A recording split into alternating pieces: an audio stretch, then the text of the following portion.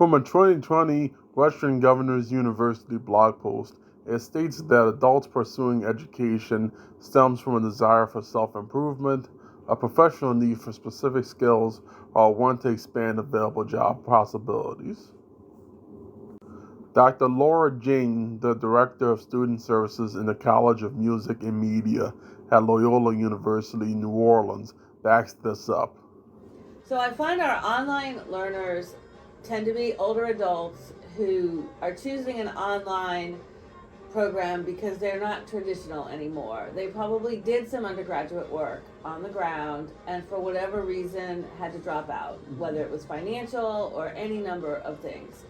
So now they're coming back and they work. They often work full-time jobs. Certainly they work a lot. They're adults.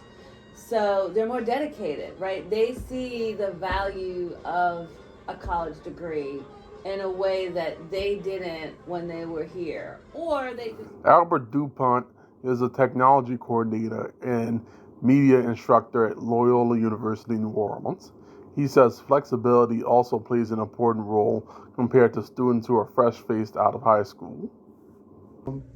It works with people's flexible schedule, like you have a job, or if you have kids, or if you have, other, I would say, your traditional student, they're pretty much here for school, they don't have, they may have a part-time job or something like that, but they don't have a full-time job or, they don't have 3 kids at home, kind of thing.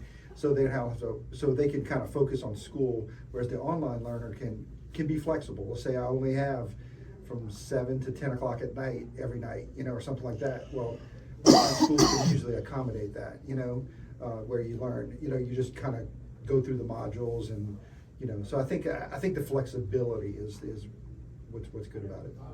Dr. Jane also makes a similar claim. Right, their parents want them to go to college. Everybody's parent wants them to go to college, but they don't really know. They've just been in high school and now they're in college, and sometimes it's not as meaningful to them, and they don't know the money. They don't know who's paying for it. $5,000 a semester or $10,000 a semester, that's the same to them. They don't have the value that the adult learners bring. They bring, hey, I've been out in the real world and I want a college degree. So I find, because I teach in the online program, that they're far more responsive and they want to hold me accountable. Like, I have this story due and I can't do it because I have to take my daughter to the doctor. Of course I'm going to be understanding. They communicate better, right? They're in touch with their professors. They're saying, I'm here. And then they also want me, like, hey, I want a good grade on this paper. What happened? They value, like, they're paying me, and they understand that they're paying me, right? Right. They sometimes have more challenges, though, because here's an undergraduate whose only job is to go to college. It sounds really easy, right? It's a piece of cake.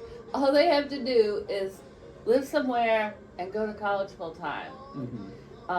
So the older adult learner, and of course I'm generalizing, most of them have jobs, full-time often. In my experience, almost all of them had full-time jobs. So it's a lot harder. They have a lot more on their plate. They are juggling a lot of things, and maybe they'll say to me, I can't give this the attention I wish I could. I feel bad. I know the value of it, right? So I want to give it my all.